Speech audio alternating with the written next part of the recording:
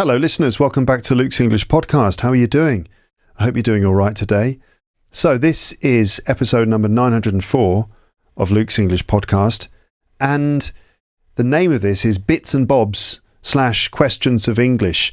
Bits and Bobs, this is just a sort of, I think it's a very British expression. It just means bits and pieces. So little bits and pieces. So we say bits and bobs.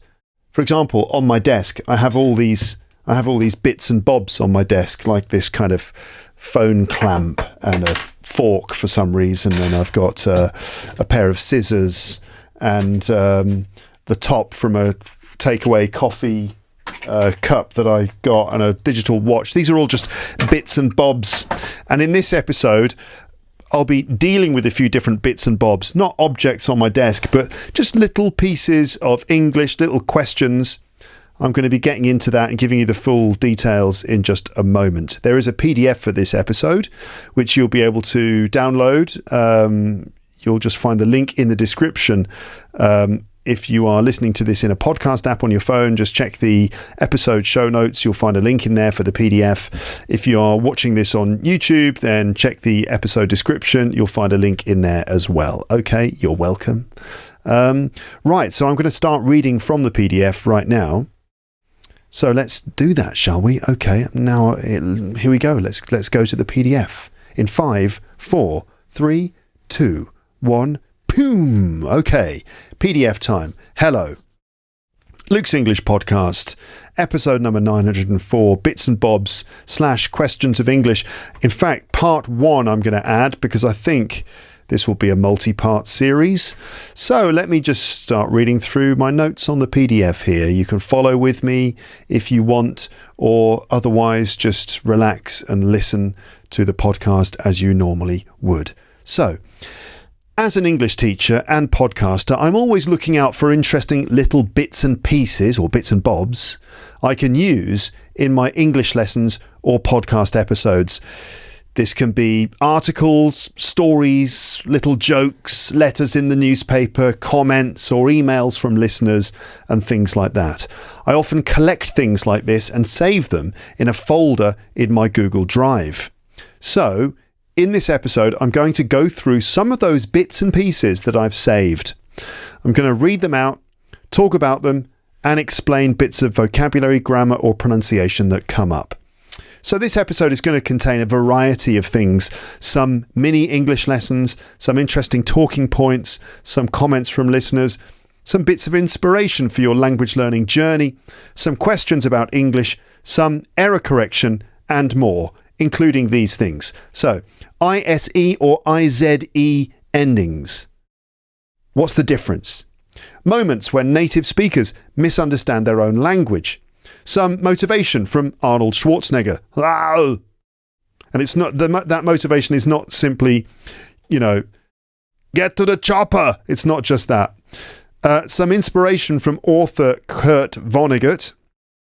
Tips on getting an English teaching qualification, information about intrusive sounds in English pronunciation, the use of singular they to refer to one person, again, because it's not the first time I've dealt with that on the podcast, the words antique and vintage, what's the difference, when the word see doesn't actually mean see, the benefits of listening to podcast episodes more than once, a language joke about double negatives, the origins of the word podcast, why you need to take extra care when listening to Luke's English Podcast, shout-outs to listeners in places that I probably have never mentioned on this podcast before, including Paraguay and Uzbekistan, an olive farming lepster, the wonder of children, accent episodes from the archive, the benefits of shadowing, your own personal El Guapo, and more. That's an overview of the stuff that's going to come up in this series. I'm sure it's going to be a series rather than just one episode.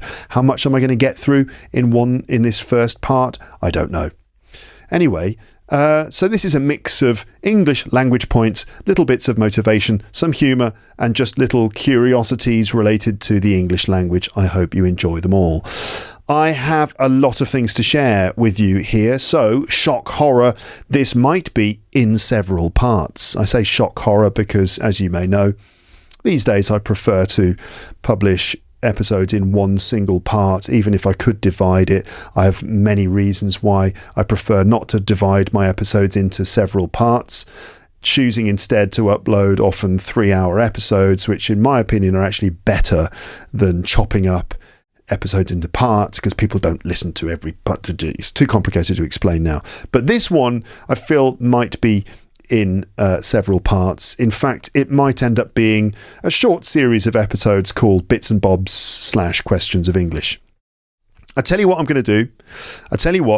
I'll just keep recording for about an hour, and then we'll see where I am after about an hour. So I can stop recording after about an hour and do more in another episode later on. So the next episode of Bits and Bobs might come directly after this one, or I might wait a while and continue the series later. We will see. Okay, anyway, let's get started with the first thing. So, as I mentioned before, IZE versus ISE. What am I talking about? Well, have you ever noticed that words like realise, theorise or memorise, and plenty of others, are sometimes spelled with ISE at the end and sometimes with IZE? So realise, ISE, or realise, IZE, theorise or theorise, memorise or memorise. Now, there's no difference in pronunciation or meaning, by the way. But what's the difference between ISE and IZE spellings in words like this? Are they both correct or not? What's going on? Now, I expect that some of you listening are now saying this, or maybe you're just thinking this in your head. You're thinking, I know the answer, Luke, which is a bit strange to be talking to me by name in your own head. But maybe you're thinking this. I know the answer, Luke. It's ISE in British English and IZE in American English. Check me out. I know the answer. Well, apparently that's not the full story. That is what people say, but it's not the full story, apparently. In fact, here's a letter, which I'm going to read to you, which was printed in the Guardian newspaper a while ago, all about ISE or IZE word endings in English. So I'll read it out and let's see what we can learn about how to spell this suffix in words. Now, to be clear, the letter I'm going to read is actually a reply to another letter printed the week before by a reader called Helen Clutton, who apparently stated that the word theorise, that's IZE, is an American spelling, that's Theoorize, that spelling theorise with a Z is an American spelling. It seems that that's what Helen Clutton wrote to The Guardian the week before. Now, I haven't actually seen Helen's original letter to the paper, but I expect she was probably criticising someone for using what she sees as the American spelling of the word, when the British spelling should be used. Yeah, because British people sometimes look down on Americanizations or Americanisms in British English. Some Brits have that sort of snobbish attitude towards what they perceive as being American rather than the sort of correct British version. I did several episodes about this ages ago, over a decade ago. That's episodes 120 and 122, which were called Americanisms, I think. Anyway, let's read this reply, actually two replies, to Helen's letter about how IZE endings are American and not British and not correct. Now, remember, Helen, as I said, was probably saying that IZE is the American way and is therefore wrong in British English. So let's have a look. I'm going to need to make this bigger. So the letter is entitled When IZE Spellings Were Standard English. And this was written by Paul Dormer from Guildford in Surrey. And it goes like this. Helen Clutton suggests that theorise, IZE, is an American spelling. Letters, 19th of August.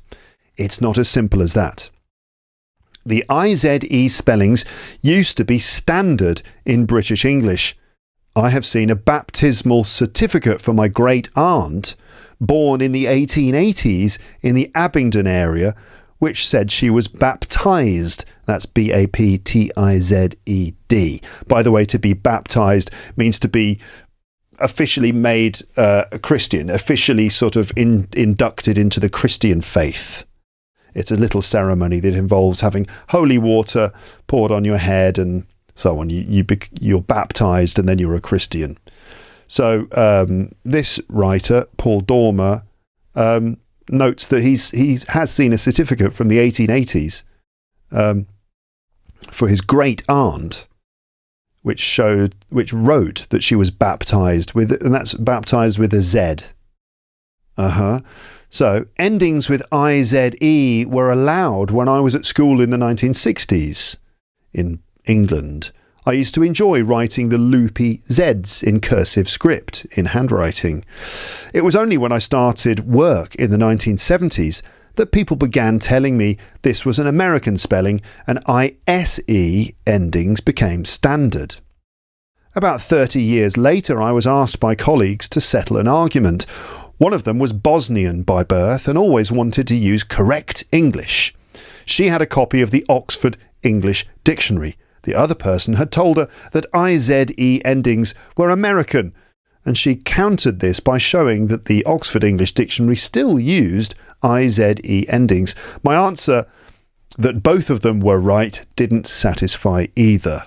Paul Dormer, Guildford in Surrey. So Paul is suggesting that, I guess Helen Clutton, whose letter we haven't read, was saying that IZE endings were incorrect in British English and that British English standard is ISE, but he seemed to have proof that in the past IZE was the kind of standard form. All right, there's another letter as well in response to Helen Clutton's in The Guardian. This is from Andrew Ryan in Manchester, who gives a bit more detail about this. So he wrote this: the IZE suffix is rooted in Latinized Greek and has a pedigree that encompasses Shakespeare, Milton, Caxton and the King James Bible. It remains the preferred variation of the Oxford English Dictionary and the Oxford University Press. I recall that it provided a critical plot point for Inspector Morse in the Ghost in the Machine episode of the detective TV series, when he recognised that an Oxford man would never use the ISE suffix and therefore could not be the murderer. Okay, so Andrew Ryan goes on to, he explains that IZE is actually from Latinized Greek, and it has a pedigree, or it seems that Shakespeare spelled his words with a Z like that. So did the poet Milton. Caxton, the King James Bible, all show examples of the IZE suffix, and this remains the preferred variation of the Oxford English Dictionary. So apparently this is standard in Oxford University Press, Oxford University, the Oxford Dictionary. They use IZE as well. So, this is interesting. Now, I will get the answer to you, but you can see it's not just a simple case of ISE in British English, IZE in American English, because it seems that there are plenty of people in British English who use IZE, and that includes Shakespeare and the King James Bible, and also all of Oxford University Press and the Oxford English Dictionary. Andrew Ryan goes on to explain how he remembers that this came up in an episode of the TV series Inspector Morse. Inspector Morse was a really popular detective show that used to be on the TV in the UK, a bit like a sort of Sherlock Holmes thing, set in Oxford. And this is one of the plot points, that the detective identified that the suspect in a murder case was not really the murderer because of the way he'd spelled certain words, and this guy was from Oxford. There's no way an Oxford man would spell words ISE. So it's not as simple as British English ISE, American English IZE. I will give you the details. I mean, we could look at the clip from Inspector Morse. Let's have a little look. Come on then, why not? To Meadows. Here. Well, then look at it. I apologise from the bottom of my heart, but I feel it is the only civilised thing to do. Now, how does he spell apologise? With an S. Civilised. Another S. What's wrong with that? Well, it's illiterate, that's what. The Oxford English Dictionary uses a Z for words that end I's. and so did Sir Julius. Here, look. So he didn't write it. Whoever did can't spell desperate. Isn't that how you spell it? Desperate, Lewis, not despite. So, Inspector Morse works out that a murder suspect is innocent when he notices that some letters have been faked. In the letters, the words apologise and civilised are spelled with an S, but the accused is an Oxford man and would spell it I-Z-E. I-S-E spellings used to be considered wrong, in fact. So what's going on?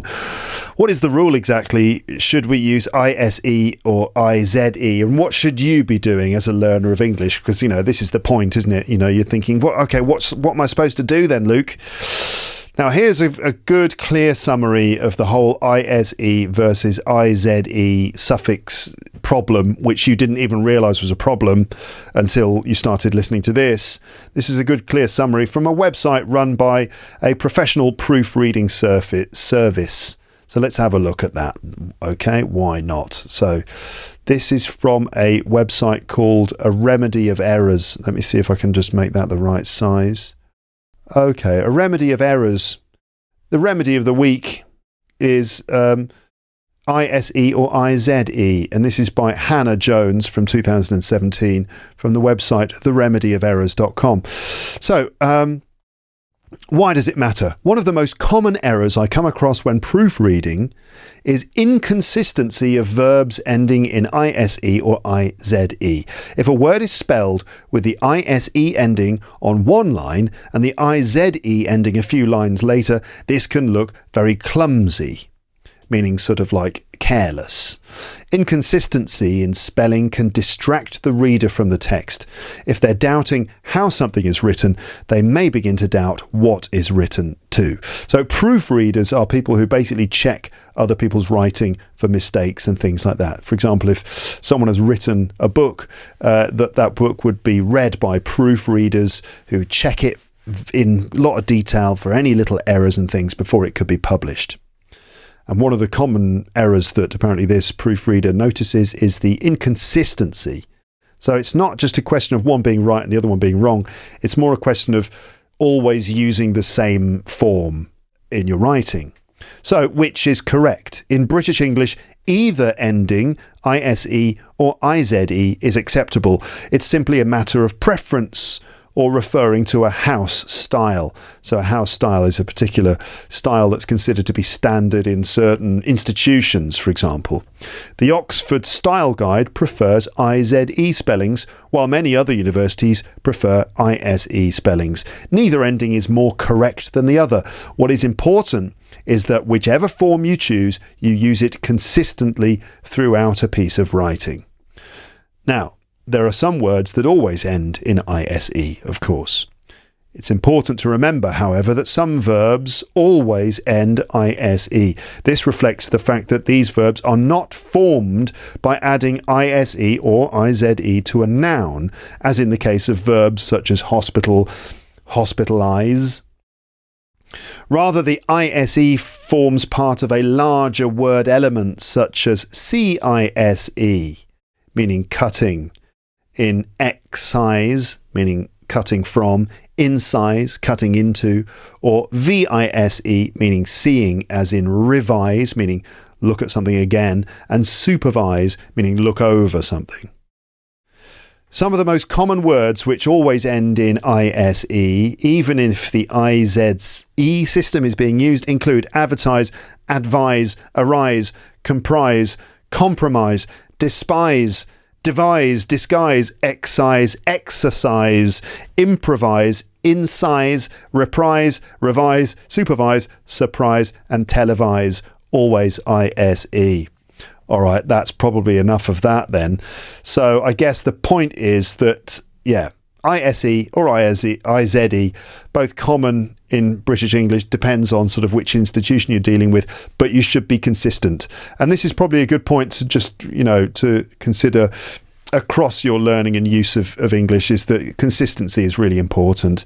And, that relates to British and American English too, that if you're using a form of English, if you're worried about differences, it doesn't really matter if you're using British English or American English, but you should probably try to be consistent.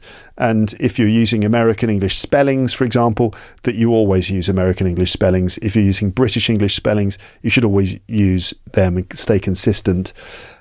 I mean, another argument is that it's not really a big deal, and for learners of English, there are probably bigger issues to deal with, like just making sure that you're getting the right word and that the grammar is correct and that you're clear and that you're really sort of your English is coherent and cohesive.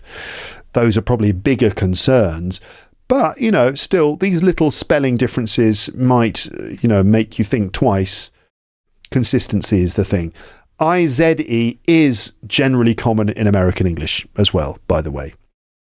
Okay, so there you go. I thought that would be an interesting way to explore the difference between ISE and IZE suffixes, right?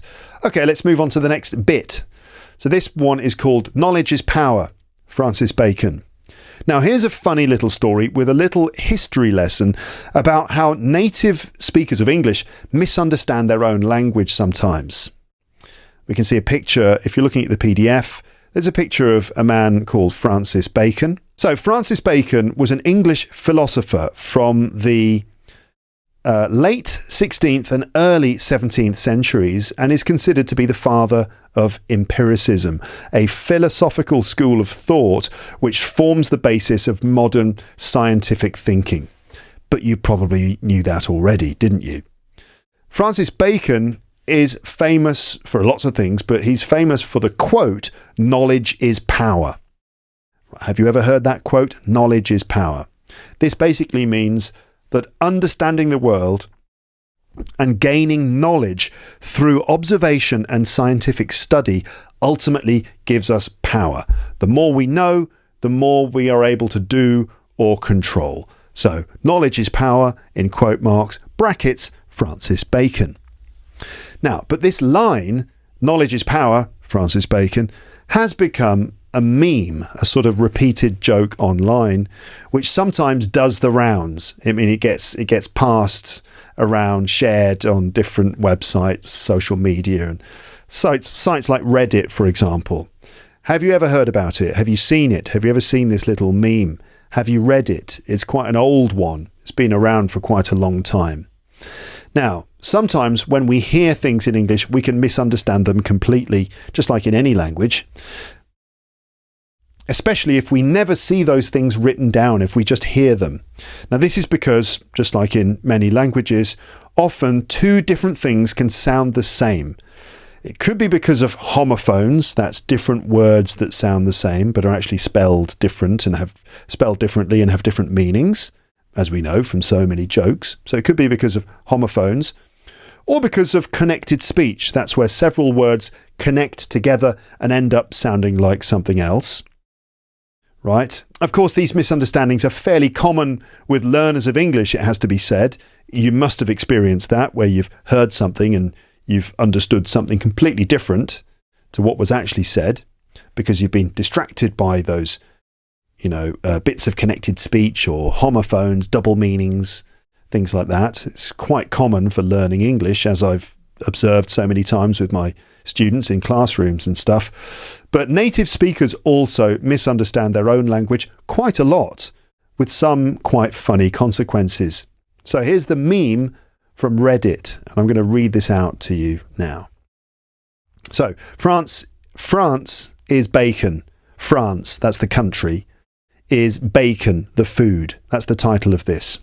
So, when I was young, my father said to me, "Knowledge is power, Francis Bacon." I understood it as knowledge is power, France is bacon. Like France, the country, is bacon, the food. Knowledge is power, France is bacon. For more than a decade, I wondered over the meaning of the second part and what was the surreal linkage between the two. What's the connection between knowledge is power, France is bacon? Huh? If I said the quote to someone, knowledge is power, France is bacon, and nodded knowingly, like this. Knowledge is power, Francis Bacon. They nodded knowingly. They were like, yeah, Knowledge is power, Francis Bacon. Yeah, They just nodded knowingly. Or someone might say, knowledge is power, and then I'd finish the quote by saying, Francis Bacon.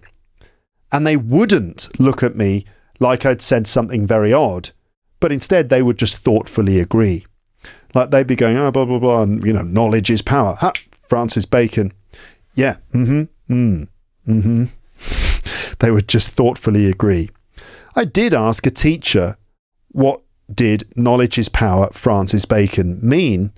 And got a full 10-minute explanation of the knowledge is power bit, but nothing on Francis Bacon. When I prompted further explanation by saying, Francis Bacon, in a questioning tone, I just got a yes. So, can you explain what knowledge is power, Francis Bacon means? And they were like, well, knowledge is power. This obviously means that, the more we learn about the world, the more we're in a position to control, understand things. The knowledge allows us to do, control, and blah, blah, blah. So, as you can see, knowledge is power. And Francis Bacon, yes, correct, yeah. At 12 years old, I didn't have the confidence to press it further. I just accepted it as something I'd never understand. It wasn't until years later I saw it written down that the penny dropped. Oh, Francis Bacon, not France is Bacon. The penny dropped. So that's a nice expression, actually. If you say the penny dropped, that's when you understand something. Like it's like a coin dropping into a machine. Then the machine works. The penny dropped. This was an answer by Lard_Baron to a question on Reddit in 2011. The question was, what word or phrase did you totally misunderstand as a child? But anyway, that's quite a funny example, isn't it? Knowledge is power. Francis Bacon. Yeah, right. What? Now, I've had a few examples of this sort of thing in English. In fact, these things are known as eggcorns, like phrases that are misunderstood and thought to be something else. So I remember when I was a kid, I must have been about 7 or 8 years old. One of my friends had a birthday party, and the birthday party was in McDonald's, because that's the sort of thing in the 80s when I was a kid that kids did. The kids wanted to have their birthday in McDonald's, and you could rent the upstairs in a McDonald's, and there'd be like, Ronald McDonald, who's the creepiest thing ever now, as far as I'm concerned. But Ronald McDonald would be there, and you'd be able to, he'd give you some stickers or something like that, and you'd eat your burgers and you'd get some toys. And when we went to McDonald's for this birthday, they gave us a tour of the kitchen. How exciting. Like a little group of us kids were shown around the kitchen of McDonald's. Almost a bit like, okay, so here's where you could work in the future if you don't do your homework. And at one point they took us to this massive like freezer. It was actually a freezer with a big door, like the way they have these in kitchens. It's not just a freezer that you'd have in your home, which is like the size of a cupboard. But this was a massive freezer, and you could open it there was a door on the front. You could walk inside. And the woman said, yeah, this is a walk-in freezer. Meaning a freezer that you can walk in. A walk-in freezer. I thought it was a walking freezer. Like a freezer that could walk. I was thinking, wow, a walk-in freezer? That's cool. And I remember looking at the freezer thinking, well, so where are the legs? I just assume that there's some sort of legs this freezer can move around. Great, a walk-in freezer. And I remember going home that evening, like, my parents were like, how was the trip to McDonald's? Oh, it was, it's great. Yeah, they've got a walking freezer. They've got a what? A walking freezer. No, you idiot. It's a walk-in freezer. The freezer you can walk in. Oh, right. So at least for that day, I thought they actually had walking freezers in McDonald's. Wow. Another one, which was when I was older, is when I saw the film The Matrix in the cinema when it was originally released in 1999, and didn't know anything about the film before going in to see it. Watched it, obviously thought it was amazing. Now, the main character played by Keanu Reeves in that film is called Neo, right? Neo, Neo. But throughout the whole film, I thought his name was Neil, like Neil, Neil, which is like a really ordinary man's name in England, Neil. So I thought it was Neil. Thought throughout the whole film his name was Neil, which is not quite as cool as Neo, which is obviously part of the whole world of the Matrix, is that everyone's got like a really cool name, Morpheus and Trinity and Neo as well. So I mean, if I just read out some of the scenes from The Matrix, for example, if I just read some lines from the script to the Matrix, this is Morpheus talking to Neo, but if I change it to Neil, it's not quite as cool, is it? Morpheus is saying, "I did what I did because I believe we have been brought here for a reason, Neil. You are here to serve a purpose, just as I am here to serve mine. I told you I don't believe in fate, but I do, Neil. I do." So it's not quite as cool, is it? And another one, obviously, the song, the Macarena. Hey, Macarena. I thought it was a girl's name. I thought it was a song about a girl called Emma Carena. I was thinking, who is this Emma Carena exactly? And is she related to Anna Karenina in any way? Emma Carena. Who is Emma Carena? I always wondered. It wasn't until later I realised it was Macarena. The King's Speech. For a moment I thought it was The King's Peach, a story about a king who tried to eat a peach, like while he was on a horse or something. No, not The King's Peach, but The King's Speech. And loads of song lyrics as well. And in fact, years ago, I did several episodes called Misheard Lyrics, where I go through something like 50 different song lyrics that could be misinterpreted as something completely different. Like the classic Jimi Hendrix, "Excuse me while I kiss the sky." Is he saying kiss the sky or kiss this guy? And plenty of other things. So you could go back into the episode archive at teacherluke.co.uk/episodes and search for Misheard Lyrics. Some very funny examples in there. Now let's move on to the next bit. We've been going for about 35 minutes. So let's move on to the next thing. So, feeling a little bit depressed about your English because you haven't been working on it recently? Are you beating yourself up because you're not using every waking moment of your life to study English?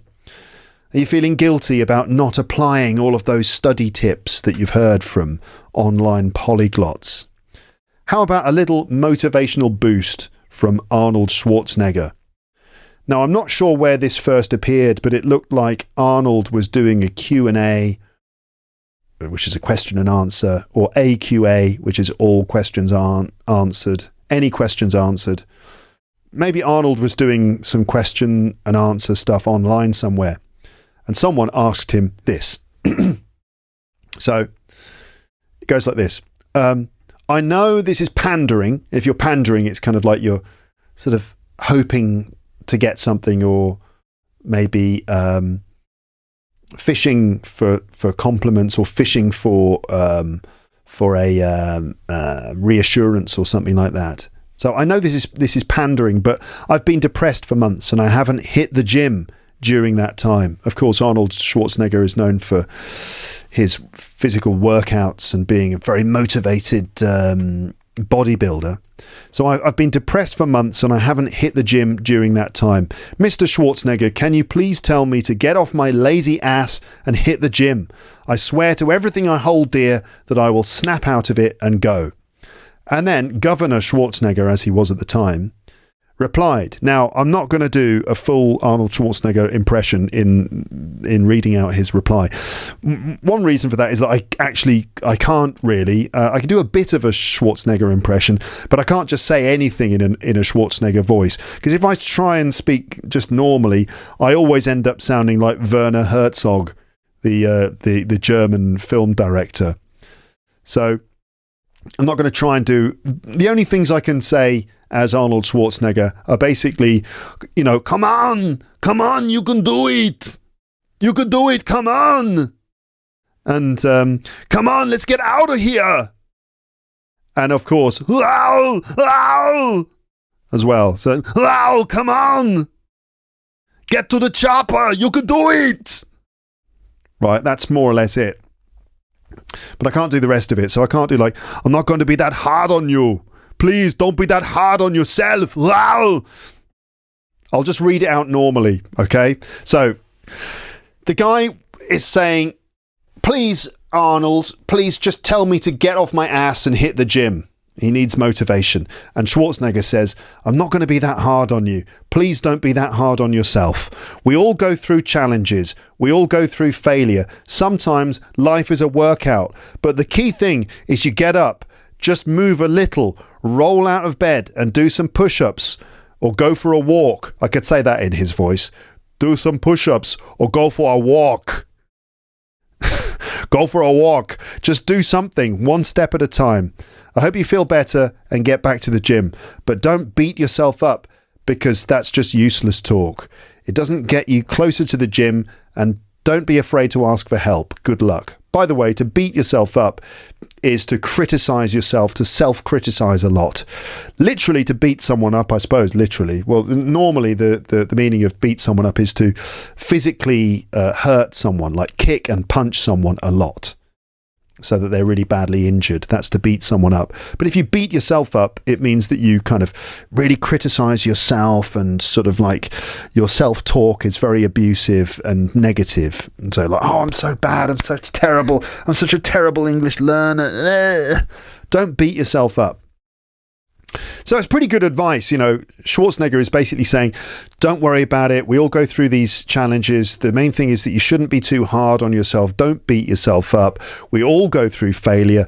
Sometimes, all you need to do is just move a little bit. Just do a little bit of exercise. It doesn't have to be the whole workout. Just do a little bit. Don't beat yourself up, though. It doesn't really help, okay? Now, we can apply this to learning English. Studying or practicing English is a bit like going to the gym. It's something you need to do regularly. It's something you need to kind of exercise, like learning your English ability is like a muscle that you have to exercise. Now, we know that there are a lot of things we could be doing. We could be working as hard as possible, using all of the different techniques that you might have been shown, all the different, the teachers and polyglots and stuff who have all these different methods and techniques and things. We know that there are loads of things we could be doing, but it feels like climbing a mountain sometimes. So we don't do anything, and then we feel guilty. And I'm speaking from experience, because not only am I an English teacher, I'm also a French learner, a pretty bad one, because I live in France. I get away with it most of the time. I have my excuses. Like, for example, this morning, I ordered a coffee in a cafe, a takeaway, in a nice boulangerie not far from here. It wasn't a cafe.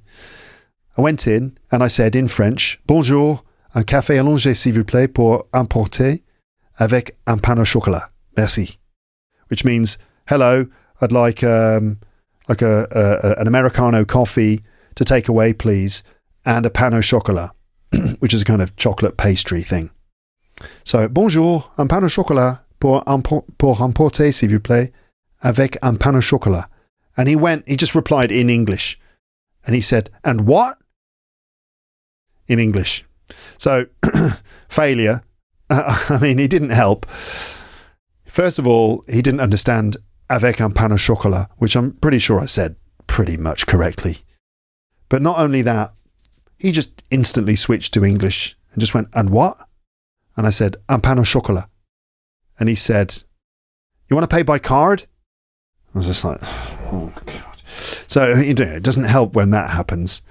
But anyway, I know what it's like when you feel like you should be working harder on your language learning. But here are some things based on what Schwarzenegger said about going to the gym. So it doesn't have to be 100% or nothing, right? It doesn't have to be 100% or nothing. Sometimes we don't want to try because we're afraid that we'll fail. But don't worry, you don't have to be perfect. You just have to be doing something and stay in the game, right? Fear of failure sometimes means people don't achieve anything, right? Because people feel that they have to do 100%, but this is hard, and so they do 0%. Yeah? But anything is better than nothing. Just do a little bit. That's better than nothing. And don't beat yourself up. It's okay. Another point, every little helps. You don't have to climb a mountain every day. Just take little steps and do it regularly, and in time you'll have made a lot of progress. Another one is the idea that perfect is the enemy of good, right? Or the enemy of good enough. That people think, I need to be perfect, I've got to be perfect, and it's kind of like all or nothing. And because there's this pressure to be perfect, people often don't make an effort. They don't try it because they're too scared that it's impossible to be perfect. And as a result, they don't reach this other level, which is considered to be just good enough, because they're thinking either I've got to be perfect or nothing. No, you don't have to be perfect. You just have to be good enough. You don't have to get everything right. Another thing is a Winston Churchill quote: if you're going through hell, keep going, which is quite a good one to remember during those times when you're feeling very depressed and you're not motivated. We all feel like that. I wouldn't be surprised if perhaps you started listening to this episode feeling a bit like that. Is that you? If that's you, leave a comment in the comments section. How did you feel before you started listening to this? Did you feel a little bit depressed about your learning of English? Were you feeling even a little bit guilty about not applying yourself to it in the same way? Or did you even feel just low, just like really low, like everything's impossible and you just feel kind of like you're not good enough and you're just simply depressed? Now, we all go through those feelings of just feeling like it's a bit hopeless. Okay, that's normal. And so if you're experiencing hell, if you feel like you're going through hell, keep going. You see, don't stop, keep going, just keep it going. Okay, now you might not see the results. You might not see the results happening instantly. We don't always get instant gratification from the things that we do. Right? You might be feeling like everything's fruitless and hopeless. Keep going. Keep your momentum going. Keep practicing. Just keep it up, okay? Just keep moving, because if you're going through hell, keep going. Eventually, you'll get to the other side, okay? Don't stop. Keep moving, even if you feel like you're not doing very well. Keep moving. The progress might be happening under the surface and will reveal itself to you later. You have to kind of trust this process of language work and keep going even if you're not seeing the results that you want. Sometimes there's a lot of unconscious stuff going on with learning English, just like any language. A lot of it is sort of subconscious. A lot of the time you'll be having experiences, listening to a lot of podcasts, doing some studying and stuff like that, and it's all feeding something within you. And it's like an investment for the future. It's not always instantly noticeable, but then it kind of starts to take effect a bit later. There are theories that say that, your brain needs a lot of time to process a lot of the language learning that you do, and that a lot of it's arguably a subconscious thing of just your brain just sort of like processing your experiences, processing all the input of language that you're getting, and it sort of pays off a bit later. So trust the process, trust yourself, keep going, even if you're not seeing the results that you want instantly.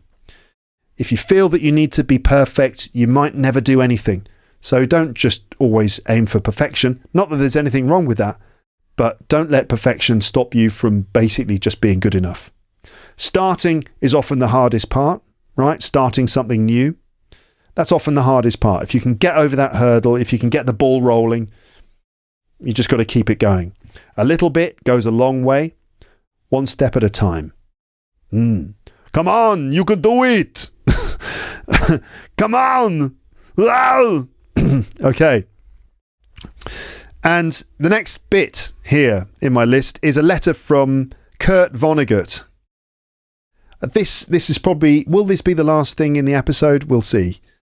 We're getting close to, we're between 45 and 50 minutes into the episode now. I'm aiming for an hour for this episode. Anyway, let's read this letter from Kurt Vonnegut. Do you know Kurt Vonnegut? Now, this is nice, this letter. Kurt Vonnegut is an American author who wrote satirical and humorous novels in the post-war period, especially in the 1960s. He's one of my favourite authors. Slaughterhouse-Five is one of his books. It's one of his well-known books. He's written plenty of others as well. He wrote plenty of others. Now, let me give you the whole story. Basically, in 2006, a few years ago now, Kurt Vonnegut, who was 84 years old at the time, wrote a lovely letter to a group of high school students. I think they'd written to him. Let's have a look at this to get the whole story. I'm reading this now from a website called highexistence.com. This story was written by Jordan Bates, August last year. It says this: "Make your soul grow. 84-year-old Kurt Vonnegut's wonderful letter to a group of high school students." So, in 2006, a group of students at Xavier High School in New York City were given an interesting assignment to write to their favourite authors. In American English, that you just write someone. In British English, you write to someone. So anyway, the assignment was to write to their favourite authors and try to persuade them to visit the school. That's a good exercise. Writing to your favourite author to try to persuade them to come to the school. That's a good exercise because it forces the kids to write in a persuasive way.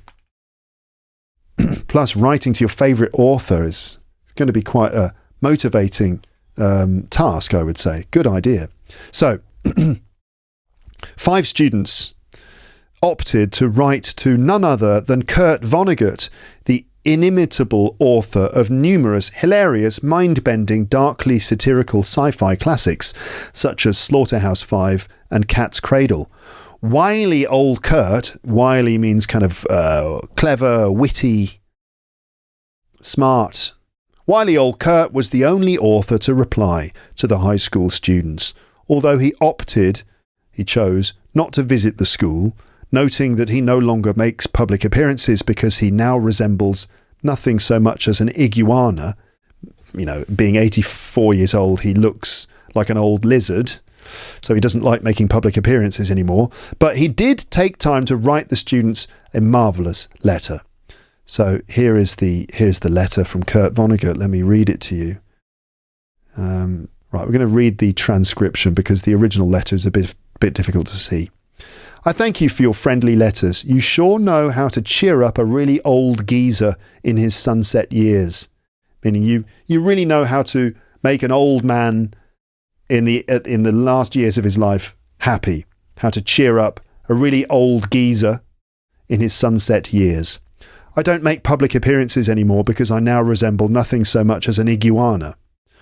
What I had to say to you, moreover, would not take long. To wit basically means specifically this, right? To wit, practice any art. Music, singing, dancing, acting, drawing, painting, sculpting, poetry, fiction, essays, reportage, no matter how well or badly, not to get money and fame, but to experience becoming, to find out what's inside you, to make your soul grow. Seriously, I mean starting right now. Do art and do it for the rest of your lives. Draw a funny or nice picture of Ms. Lockwood and give it to her. Dance home after school and sing in the shower, and on and on. Make a face in your mashed potatoes. Pretend you're Count Dracula. Here's an assignment for tonight, and I hope Ms. Lockwood will flunk you if you don't do it. Flunk you is sort of American slang meaning fail you. If you flunk, you fail in a test or something. So he says, I hope Ms. Lockwood will flunk you if you don't do this.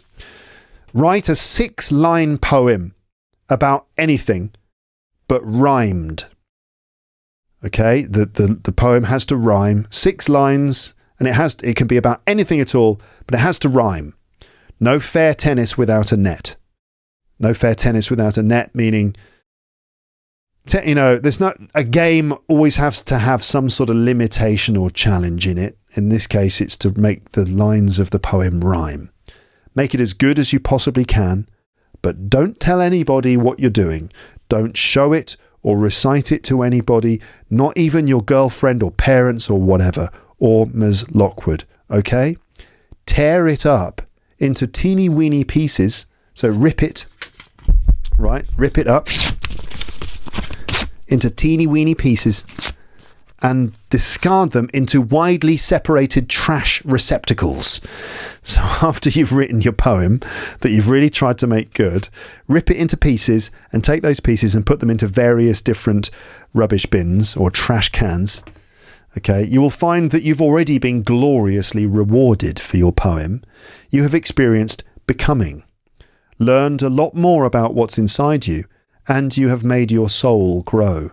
God bless you all, Kurt Vonnegut. If you appreciated this, please pass it on. Okay, so that's actually quite inspiring and heartwarming, I think. So let me just remix that slightly here at the end of this episode, but for learning English. Okay, here's what I want you to say. Here's what I want you to do. This is your assignment, in fact. Now, what you could do is you could do the Kurt Vonnegut assignment and do a 6-line poem about anything, try and make it good, make it rhyme, and then never share it with anyone. If you like, simply the act of doing it is its own reward. Now, you could, if you want, share your poem in the comments section of this episode. Be my guest. But another thing you could do is this. Just write something, in English of course, anything at all. Even if nobody reads it, it's good to practice putting your thoughts, feelings and experiences into words. Write a poem if you like, but there's not even any pressure to do that. Just write something today. Now, here are some ideas. You could write a diary in which you describe what you did and how you felt. Just practice expressing yourself in English regularly. Why not start writing a diary in English? Write about things that happened in that day and a few things about how you felt. Try and do it regularly. Imagine if you did that maybe every day. No, it doesn't have to be every day, but regularly for a year. To what extent would you find your voice in English? And how much would you practice expressing your ideas, thoughts, feelings, and descriptions into words in English? It would really, really help. The other thing you can do is you don't even have to write it down. You can just think it in your head. You can just spend any time of the day and just sit there and think and just describe what's happened that day. What did you do? How do you feel about it? What are you going to do? How are you feeling about that in your head? Or you write it down. Okay. Another idea, write a story, even if it's crap. Just start with a premise and make it up as you go along. It's fun. And also, I promise that you will be surprisingly pleased with the result. Just put absolutely no expectations on yourself. So it could be like, write a story about a guy who gets lost in a train station. You know, a guy who somehow ends up on the wrong plane and goes to a different destination to where he planned to go. Just write a little story about what happens. No expectations.